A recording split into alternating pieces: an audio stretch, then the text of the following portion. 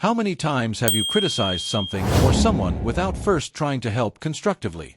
The truth is that our words can build up or tear down.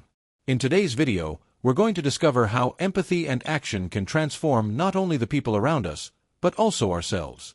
Stay until the end to understand how this can change your life. Avoid criticizing before offering your collaboration constructively. Criticism can hurt, and no one appreciates being wounded. Those who frequently criticize tend to distance themselves from others. If you notice something that isn't right, address the issue with empathy and the intention to help. Above all, seek to inspire change in others through your own behavior. Let us be the change we want to see in the world, showing love and respect in all our actions. But does the change we desire always begin with ourselves? Keep watching, because the story that Apollos will tell us next will bring an important reflection on how to act in the face of challenges. In a remote village, where resources were limited, a group of artisans came together to build an imposing church. The project was grand, with intricate details, and everyone knew that if efforts were not coordinated, the dream could easily turn into a failure. The group consisted of skilled men and women, but with very different temperaments. Some were perfectionists, others more pragmatic. There were even those who were just beginning their journey in the art of construction, but what united them all was the vision of building something that would last for generations. The leader of the project was Samuel, a man of great experience, but also very direct in his observations. His way of leading, however, often resulted in sharp and impersonal criticisms, which, despite being made with the intention to improve, deeply hurt others. At one point, Hannah, one of the most talented artisans in the group, was responsible for sculpting the main door of the church. She had worked days and nights, trying to perfect every detail, but the pressure was making the process difficult. When she finally showed her work to Samuel, he looked at her silently for a long time before speaking coldly. "This is not what I expected. It's far from the level you can achieve. You need to redo everything." These words, spoken without any empathy or recognition for Hannah's effort, hit her like a blow. She, who had always dedicated herself to her work with passion, felt powerless. However, she did not respond. She simply gathered her tools and retreated to the back of the workshop, where tears began to flow uncontrollably. The frustration came not only from the criticism but from the lack of humanity in the words. Hannah, like the other members of the group, did not need more technical perfection but trust and recognition. In the following weeks, the team began to notice changes. The atmosphere, once vibrant with the exchange of ideas and enthusiasm, became heavy. Conversations during coffee breaks became short and, in many cases, empty. The looks between team members began to lack energy, and a feeling of discomfort permeated the air. The effects of Samuel's destructive criticism were spreading. Hannah, who was once the creative heart of the group, began to work more solitarily, avoiding contact with others. Her productivity dropped, and she became increasingly insecure. Other members began to follow the same path, creating a silent but visible division. But something began to change when John, a young apprentice who was not afraid to speak his mind, approached Samuel. He said to him frankly, "Samuel, I understand that you want the best for all of us, but we need more than just techniques. We need a leader who knows how to lift us up, not just how to correct us. Our hearts are broken, and we cannot continue like this if we are not united." These words touched Samuel in a way he did not expect. He had always believed that, as a leader, his role was focused on results, but he never considered the emotional impact of the words he spoke. He began to reflect on his behavior and the consequences it had on others. The next day, Samuel called the team together for a meeting. With humility and sincerity, he apologized for his actions. He acknowledged that he had been too harsh and that his desire to see the work finished made him forget the essential, the people who were there, working alongside him. He began to talk to each member of the team, asking how they felt and how they could improve the work together. He reinforced the importance of each person in the process, showing that no one was there to be just a cog in a machine but to be part of something bigger. The door sculpted by Hannah, which he had harshly criticized, was the first to be praised.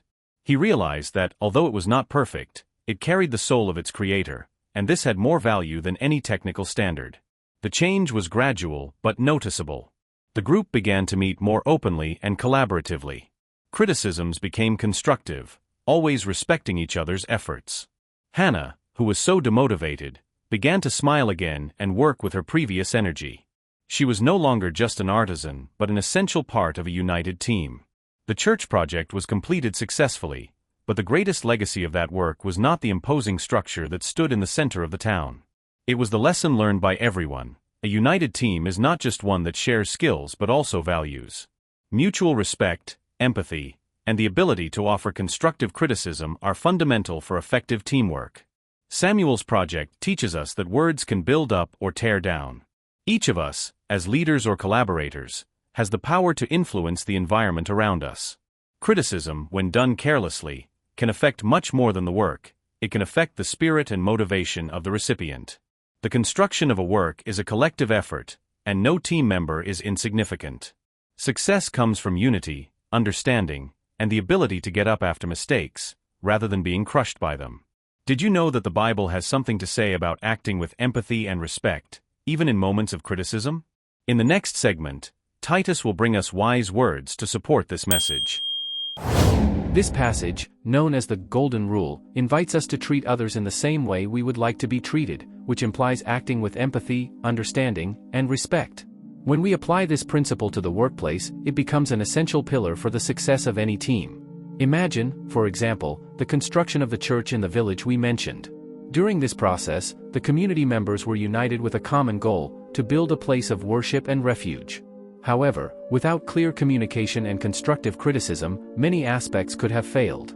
Instead, when each person expressed their opinions with respect and care, the work progressed harmoniously and efficiently. Empathetic criticism, when given constructively, does not destroy team spirit but strengthens it. Instead of hurting or demotivating, it motivates, improves the process, and creates an environment where everyone feels valued. This not only improves individual performance but also elevates the project as a whole. In the context of building the church, leaders who spoke with empathy, pointing out areas for improvement without belittling anyone's efforts, helped create an atmosphere of commitment and excellence. Therefore, applying the Golden Rule in the workplace means that criticism should be given with the intention to build up, with care and empathy, always with the purpose of achieving a greater good for all. This is the path to success and truly extraordinary projects. Now that we have seen how the Word guides us, prepare for the final segment, where Apollos will bring us the definitive reflection on everything we have learned. Life is a sequence of interactions. Every day, we face situations that test our character, challenges, failures, criticisms, and moments when we are called to act.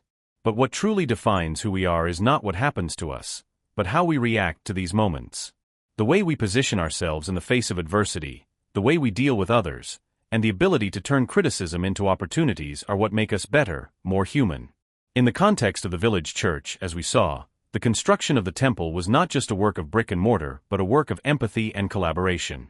When the community came together to build the sacred place, there were moments of tension and frustration. Resources were scarce, time was tight, and often, criticism was the first reaction to a failure or mistake. However, instead of clinging to destructive criticism, the community members turned to empathy, seeking to understand each other's difficulties and offering support. The transformation of criticism into constructive action is what truly made the difference. Thus, in the professional and personal world, empathy acts as a turning point. When we are quick to point out flaws, we forget to collaborate. The simple act of lending a hand and helping someone in difficulty can completely change the dynamics of a team, a family, or any relationship. Instead of pointing out mistakes, why not look for a solution together?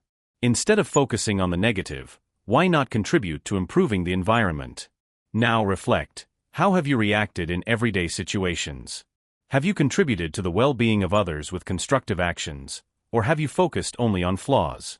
True change begins within each of us. Let us be the reflection of the transformation we want to see in the world.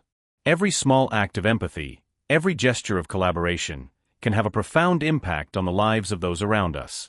And remember, transformation begins with you.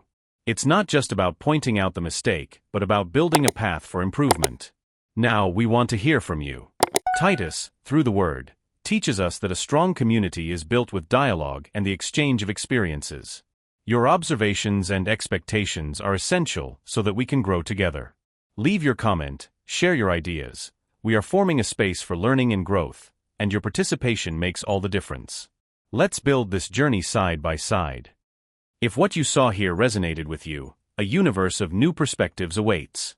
The next video on screen might guide you through unexpected reflections, further expanding your horizons. We appreciate your presence and companionship on this journey of discoveries.